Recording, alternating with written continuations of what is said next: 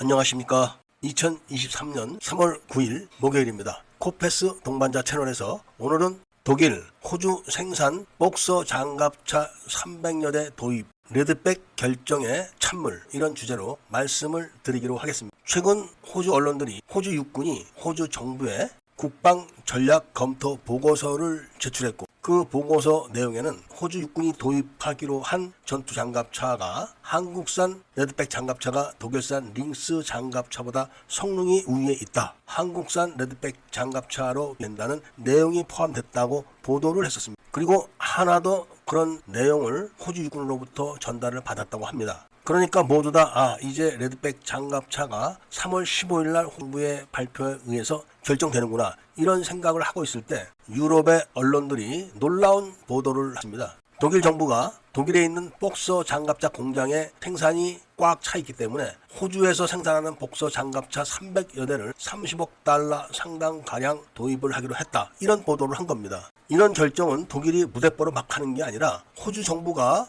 자국에 무기를 수출하려고 하는 나라들은 호주에 어떠한 조치를 취하고 이득을 줘야 된다, 이런 규정이 있는데 이걸 잘 이용한 거예요. 이미 독일은 헝가리에 수출하는 장갑차를 호환되는 부품들을 호주에서 생산해서 납품하게 해서 1억 달러 이상을 벌게 해줬습니다. 그 부분이 바로 하나의 레드백 장갑차 선정에는 결정적인 타격이 됐었습니다. 그런데도 링스 장갑차에 너무나 많은 문제점이 있다는 것을 호주군이 발견을 해가지고 장갑차 선정에 있어서는 그렇게 큰 도움이 되지 않을 거라는 여론이 우세했었고, 실질적으로 복서 장갑차가 현재 양산돼서 배치되지만 많은 문제점이 운영 과정에서 지금 속속 확인되고 있는 것. 확인되는 것까지는 좋은데 라인메탈에서 그 후속 조치를 제대로 취해주지 않고 있는 것까지도 지금 문제가 되고 있는 것. 그렇기 때문에 호주 언론들이나 하나 같은 경우도 이번에는 틀림없이 레드백 장갑차가 호주에서 될 거다, 이런 기대를 하고 있었는데, 역전의 용사인 독일이 호주 정부의 정책에 근거해서 강력한 한 수를 둔 겁니다. 호주 육군은 지금 장갑차 도입 사업을 축소해가지고 도입 물량이 300대 정도밖에 안 됩니다. 그런데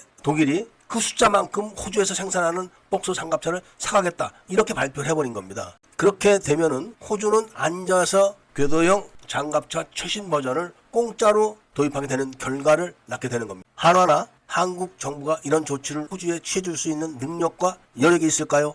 그런데다가 한화는 독일이 호주에다가 헝가리에 수출하는 장갑차 부품을 1억 달러 이상을 이익을 보게 해줬기 때문에 그 반대 급부로 이집트에 수출하는 K9 장갑차의 장갑을 호주에서 생산하겠다, 이런 발표를 했는데, 이집트가 지금 IMF에 구제금융을 신청한 상태, 그러니까 차관을 함부로 이집트에 줄 수가 없게 된 거고, 하나는 그래서 계약금도 받지 못했다는 보도까지 나왔었습니다. 그러니까 결국 하나가 이집트에다가 수출하는 K9의 장갑을 호주에서 생산하겠다, 이렇게 약속한 것도 공수표가 돼버린 상황이 된 거예요. 여기다가 독일은 한 발 더 나가서 호주군이 도입하는 장갑차 수량만큼 독일이 호주에서 생산하는 복서 장갑차를 사가겠다, 이렇게 딱 결정을 내려서 제안한 겁니다. 지금 한화의 입장에서는 위기에 꽉 차 있게 된 겁니다. 바로 호주 장갑차 도입 결정이 미국 장갑차 도입 사업에 막강한 영향력을 끼치기 때문에 독일이 이런 무리수를 지금 두고 있는 거예요. 이거는 독일을 무조건 비난만 할게 되는 게 아닙니다.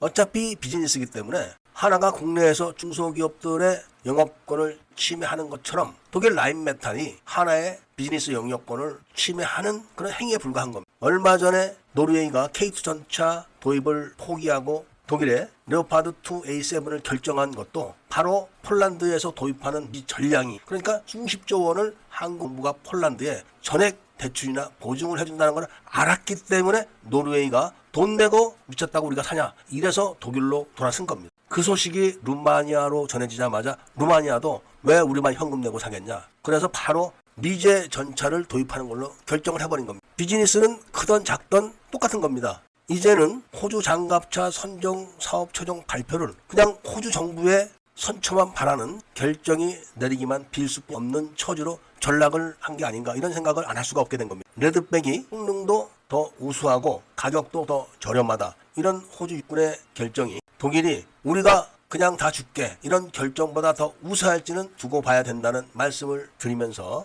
오늘 이야기를 마치고자 합니다. 그래도 꼭 한화의 레드백 장갑차가 선정됐다는 소식을 전해드리기를 바라면서 애국 시민분들과 밀매분들께 구독을 꼭 좀 해주시기를 부탁드리고 좋아요와 알림 설정을 부탁드리면서 이야기를 들어주신 데 대해서 감사드립니다.